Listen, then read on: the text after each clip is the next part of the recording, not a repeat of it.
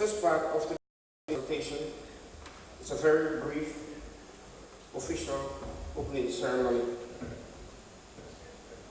Many of you will recall that in February 2018, the government of Dominica hosted a national rebuilding and economic partnership consultation, which involved discussions with private sector and public stakeholders on issues relating to climate resilience.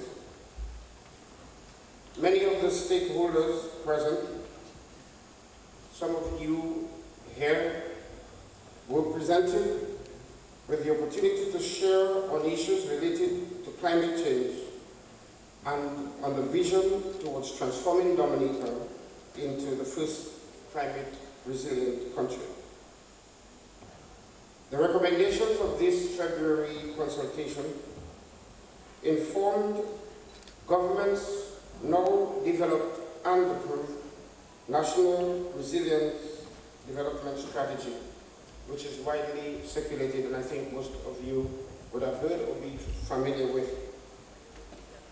According to this strategy, it is designed to bring hope to the people of Dominica by factoring more firmly climate and non-climate considerations in the development process, thereby increasing the probability of attaining key development objectives of economic growth, employment generation, poverty reduction, social protection, and the overall improvement in the quality of life of all citizens. The strategy itself provided for the development of the National Climate Resilience and Recovery Plan. It is to be based on 3 pillars: prudent disaster risk management, building resilient systems, effective disaster response and recovery. Additionally, for those of you who are familiar with the strategy lists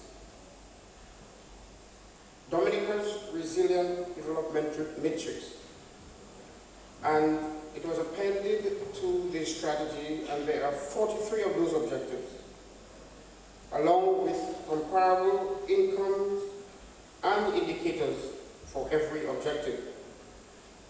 These pillars, the 3 pillars mentioned, and those objectives, as derived from the strategy, informed the draft Climate Resilience and Recovery Plan that we are here to discuss today. The details, of course, will be in today's proceedings, so I won't go into any further detail. But this was necessary so as to set the context of today's consultation. To welcome you here this morning, I now invite Senator Honorable Gregory Rivera to give you some welcome remarks.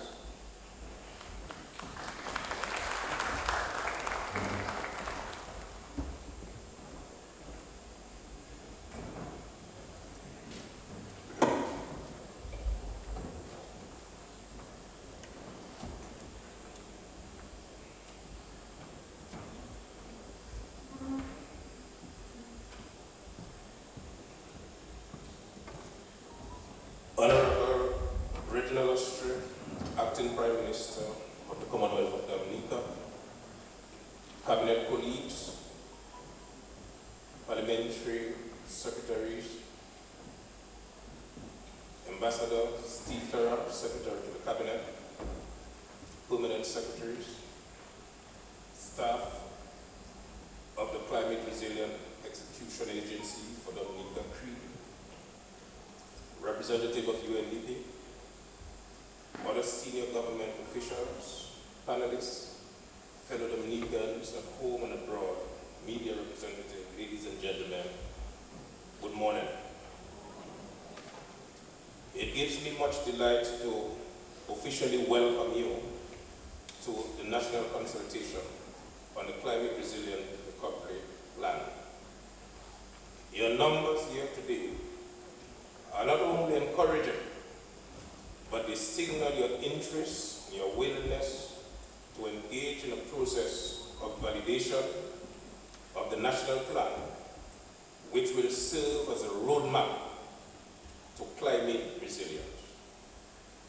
In welcoming you, it is important for me to point out that your government is very serious about resilience and sustainable development. Someone once said, if it is that important, then you should document it. And this is exactly what we have done, documenting a plan. Notorious, a global company in digital documentation, emphasized the critical need for documentation and advised that the following be considered. First, the origin of the document, the integrity of the document, the authenticity of the document, and the longevity of the document. In response to the conditions set forth by Notorious, I can assert that the CRRP is a home-born, homegrown document of the Commonwealth of Dominica, which upholds the tenet of integrity, authenticity, and longevity. In 2018, shortly after the passage of Hurricane Maria, government approved the National Resilient Development Strategy. The CRRP is intended to operationalize that strategy. It is extensive and detailed with specific milestones to achieve over a period terminating into 2030. Ladies and gentlemen, permit me to quote from the Honorable Prime Minister in his address on Creed Bill to Parliament on December 19, 2018, and I quote, "Creed will play an important role in helping us achieve our vision while making Dominica the first climate resilient country in the world. While Creed is the primary vehicle we will use to make this happen, it is not only mechanism. Making Dominica climate resilient is an undertaking that will require support, commitment, input, and effort of every community, every sector, every private company, every public sector agency, and every civil society organization in Dominica. Creed will facilitate, it will accelerate, it will promote, it will push, it will catalyze, but it will also need the entire country to be part of this mission. Dominica Climate Resilient and Recovery Plan will not be just a Creed work plan. It will be a national plan, a blueprint for our country resilient building mission." End of quote. The engagement of non-governmental organizations, civil society, and academia in this consultation is not an end to itself, but the beginning of the process for collective responsibility for achieving resiliency and sustainability. It is my expectation that with your individual and collective contribution here today, it would contribute to the finalization of the plan which will impact the national budget for 2020-2021. With these few words, I most warmly welcome you here and extend my best wishes for a successful outcome at this national consultation. And while I continue with my welcome, I want to just add, especially to the people who are visiting us here, that I want to welcome you to the fourth best place to visit in 2020 in the entire world. And I want to welcome all our economists to the fastest growing economy in the Western Hemisphere. Welcome.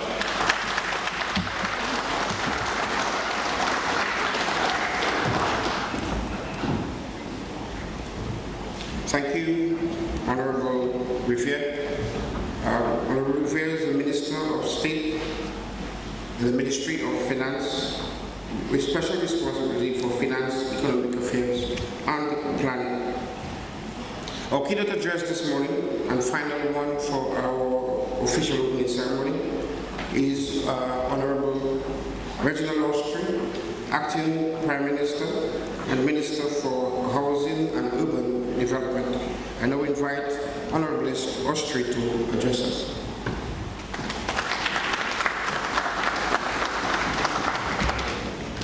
Thank you very much, Mr. Chairman. Senator Gregory Riviere, Cabinet colleagues, parliamentary representatives, Ambassador Steve Farrell, Secretary of the Cabinet, former ministers of government, and I want to recognize the presence of Francine Barron, former Minister of Foreign Affairs, who was very instrumental in the early days to pull all our regional and international partners together, which is really bringing us here this morning. Welcome, Francine. The staff of the Climate Resilient Executive Agency for Dominica, other senior government officials, representatives of the UNDP, panelists, fellow Dominicans, media reps, ladies and gentlemen, pleasant good morning to you. I want to first of all apologize for the absence of the Honorable Prime Minister, who is out of state on official business. But he has sent his best wishes and wishes all great success on today's consultation. It is my humble honor to be afforded this opportunity to be part of today's engagement and collaboration with you on the Dominica Climate Resilient Recovery Plan, which henceforth will be known as the CRRP, which will be a roadmap for governing our country's journey to resilience. This document is highly anticipated around the region and even internationally as we develop a first-of-its-kind guide to building, through focused targets and results, a climate-resilient nation.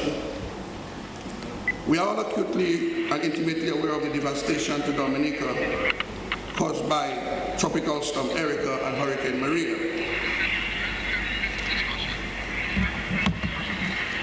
Somebody come and fix this thing, please. There has been tremendous progress made over the last 2 years as far as restoring Dominica to its pride of place in the Eastern Caribbean and really to the wider CARICOM region. Just over 2 years ago, at the United Nations General Assembly, our Prime Minister, Dr. Honorable Roosevelt Skerrit, committed to rebuilding Dominica as the first climate resilient nation in the world in an ever climate changing era. A significant part of this process was developing a strategy to achieve this Herculean task, and frankly, devising such a plan was truly a mammoth task. However, we are here today to share with you some salient aspects of the CRRP for discussion and feedback. Before I continue, let me thank and congratulate the resilient people of Dominica for the role that each has played and continues to play in the redevelopment of our nature island. Dominica is rebounding at a fast pace and is open for business. We have seen tangible achievements in the areas of economy, tourism, infrastructure, agriculture and fisheries, community development, and reducing disaster vulnerability. Additionally, each of you here today is an enviable position since you will be integral to the process contributing to that final legacy document. In 2017, after the onslaught of Hurricane Maria, we in this government believed then, and we do now, that we must rebuild our nation, not as it was, but in a manner that is far more capable to face the realities of rising sea levels and warmer oceans. To this end, one does not become a 100% climate resilient nation overnight, but the process has started and is continuing steadily. In February 2018, at the National Rebuilding and Economic Partnership Consultation right here at the Goodwill Parish Hall, the Labour Party-led government reiterated its commitment to mainstreaming climate resilience as the main pillar to address climate change in our social, economic, and financial policies. Throughout today's consultation on the CRRP, as a myriad of communication modalities, climate change must be talked about. Climate change has been a reality faster than predicted. It is not just an environmental issue, as some may still believe, but an all-encompassing threat to lives, livelihoods, communities, health, agriculture, peace, and overall national security. It is therefore the biggest threat to economic and social development of our beloved nation. The business community must show leadership, particularly in investing in a green, resilient future. Insurance companies have started to price climate change into their policy to help their customers become more resilient to climate change, not just to cut insurance payout when that happens. Our water and electricity companies, the retail sector and others should see the business sense in investing now in resilience for later. All businesses need to be able to sustain their operations in climate changing world with the hope that when adverse climatic conditions occur, they will be the first to be back up and running. Our financial sector have been invited here to scale up action and deploy resources in a fundamentally new, innovative, and meaningful way. Our non-state actors and representatives of civil society are here, from which we seek partnership and initiative to move us closer to resilience by 2030, a resilient nation then. By acting together, we'll not only leave no one behind, but we will make each other accountable for urgent action against climate change.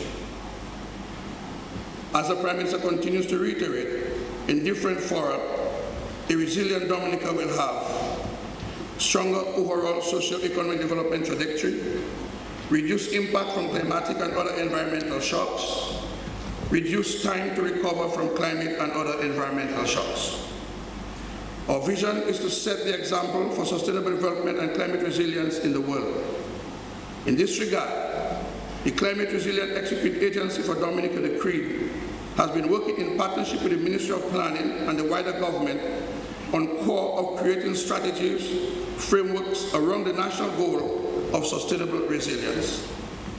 These goals include sectoral strategies which will be people-centered and focused on sound macroeconomic and fiscal policies, environmental management, sustainable and inclusive growth with jobs and synergies across cross-cutting areas.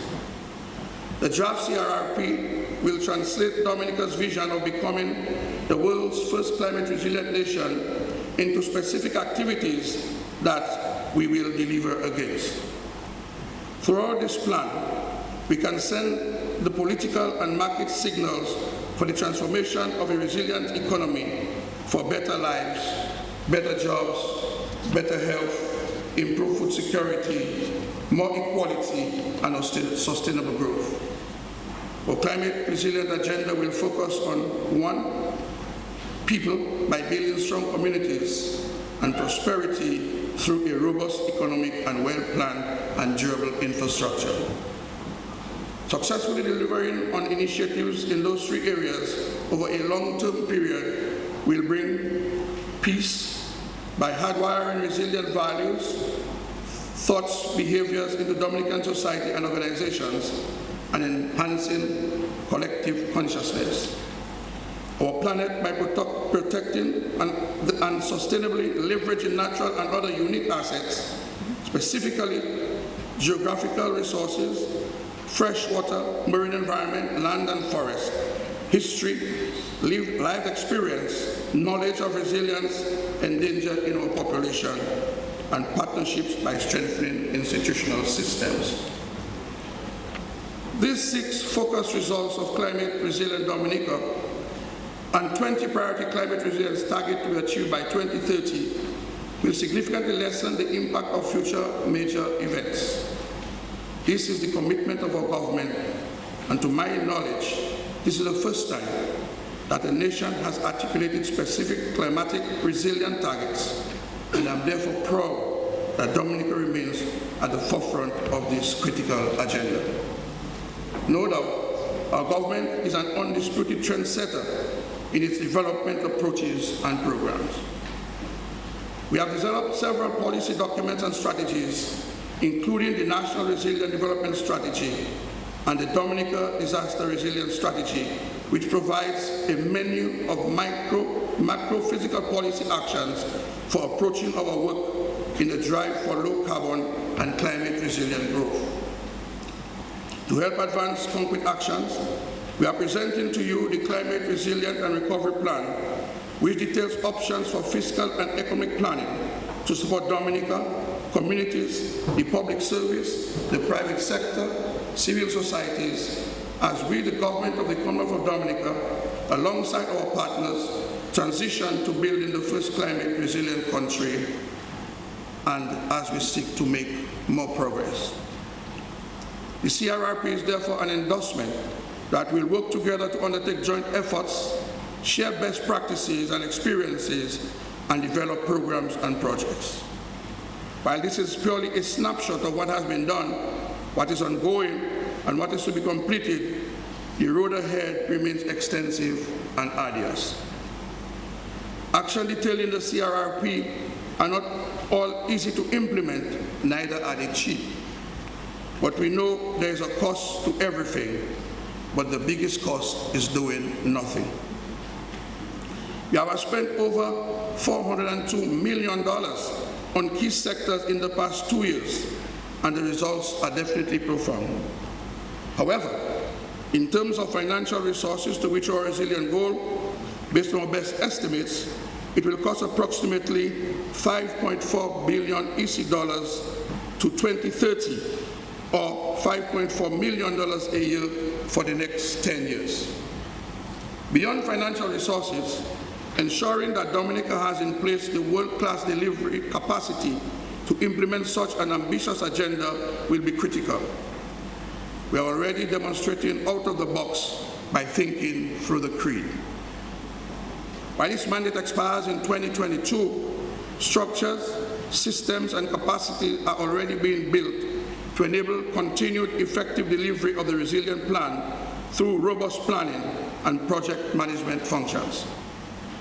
I want to take this opportunity to encourage the private sector and civil society to adopt an approach of climate-smart decision-making and align your strategies and practices with the goals of the CRRP to effectively contribute to climate resilience at a national level.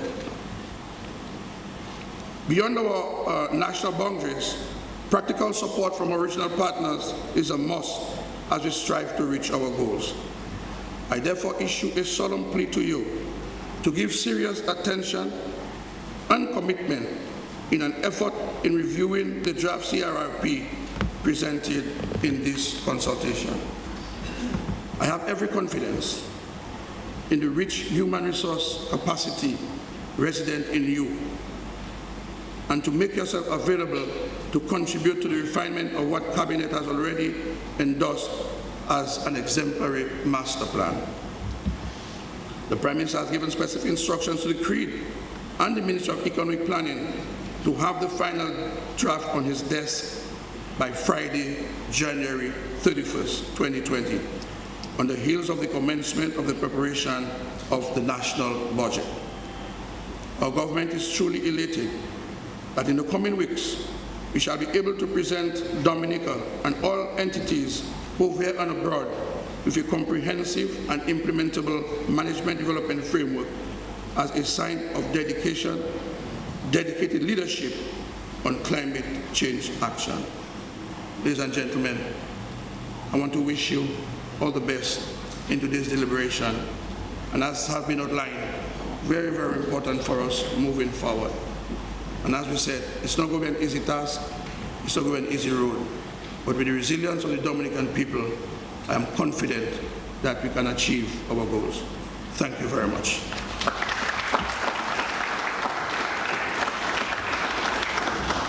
Thank you, Honorable Austin. I think this sets the tone for today's discussion. We are about to end this session, and we end on a much lighter note than we started. And I'll call on Monel Alexis to let us present the poem.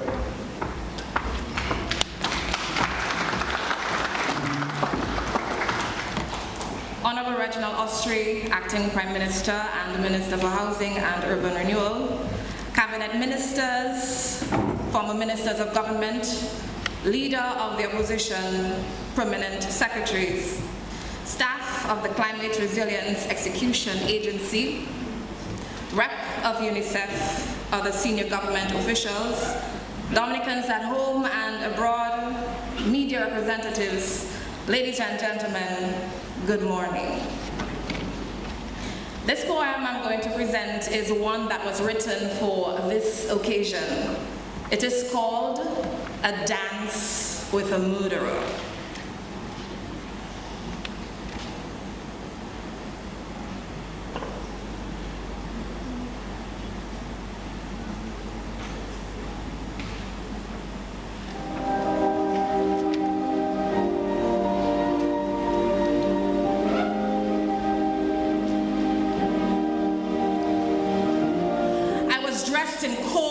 Drizzled with oil and produced that natural gas to get his attention, not to mention I was positioned in the ideal location for attraction, so it was expected that we cross paths. He locked onto my coordinates and motioned towards me, this fragile and vulnerable being with an abundance of natural resources, all of which many noted as appealing.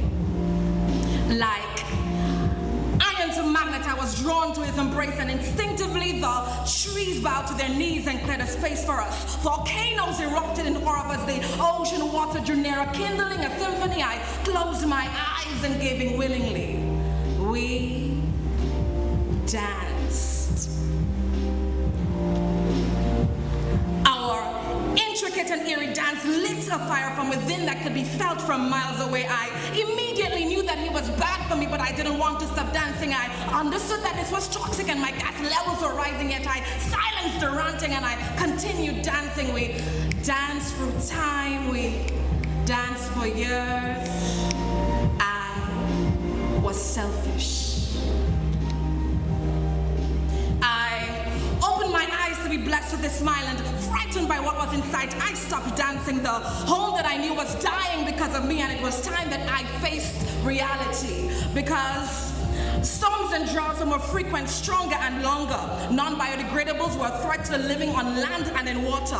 Food security and livestock at stake, increasing greenhouse gases, my greatest mistake.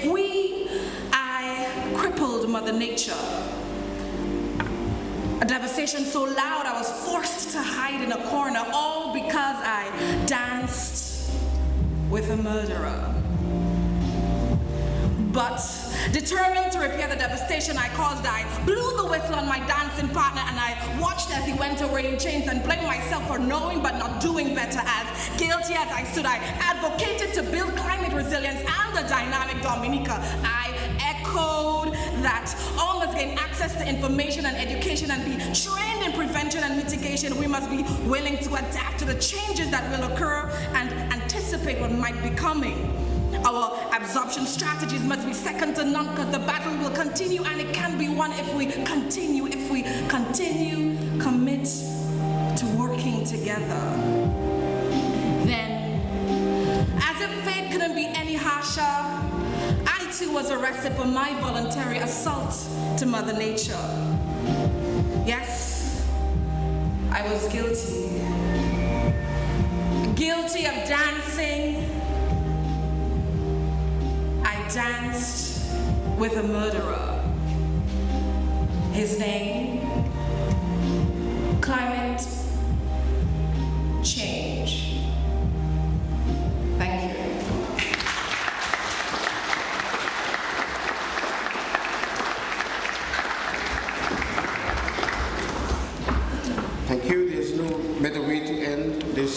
official opening. And at this stage, I'd like to thank the Acting Prime Minister for his keynote address and Honorable Gregory Vey for his remarks. To thank Tasha Pelty for the national anthem and P.S. Esther Thomas for the prayer, and to thank Mother Alexis for this lovely poem. We move straight into our session, so we break now. The rest of you ministers and stakeholders, I hope you remain with us for the rest of the sessions. And I just want to thank all who have joined us, listening through social media, for being with us during this short but important official opening of today's consultation. So I would invite the organizers of the next session to come forward. I think Dr. Paul will be leading the next session, and we may need a few minutes just to reconfigure the tables and to get to work. Thank you very much.